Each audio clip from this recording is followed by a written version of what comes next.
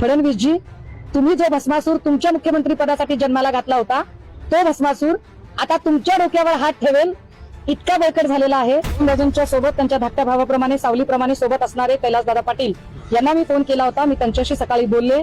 मला कैलासदादांनी सांगितलं, ताई मी दुसऱ्यांची गॅरंटी काय देऊ शकतो, मी फक्त माझी गॅरंटी देऊ शकतो. सगळं काही समजून उमजून सुद्धा मी नागेश पाटलांचं बोलणं ऐकत होते, कारण नागेश पाटील चक्क लोकांना वेडं समजून वेड्यात काढण्याचा प्रयत्न करत आहेत. त्यांना असं वाटत होतं की ते ओव्हर स्मार्ट आहेत, पण ही सगळी गोष्ट आम्हाला कळत होती. जाहीरपणे चंद्रशेखर बावनकुळे, मी नेहमी तुम्हाला सांगते की तुम्ही ओबीसी असल्यामुळे तुमच्याबद्दल एक आत्मीयता वाटते, पण हा भाबडेपणा सोडा. तुम्हाला आयुष्यात मुख्यमंत्रीपद मिळणार नाहीये. तुमचं सोडा, तुमचा सहकारी ज्याची तुम्ही रोज री ओढताय, आता त्याची सुद्धा खुर्ची धोक्यात आलेली आहे. घेतलेलं मतदान होतं, हे मतदान शिवसैनिकांचं मतदान होतं. शिवसैनिकांनी रक्ताचं पाणी करून 9 खासदार आणि 20 आमदार निवडून आणलेले. त्यामुळे शिवसैनिकांना पूर्ण अधिकार आहे या लोकप्रतिनिधींच्या घरात घुसून त्यांना जाब विचारायचा.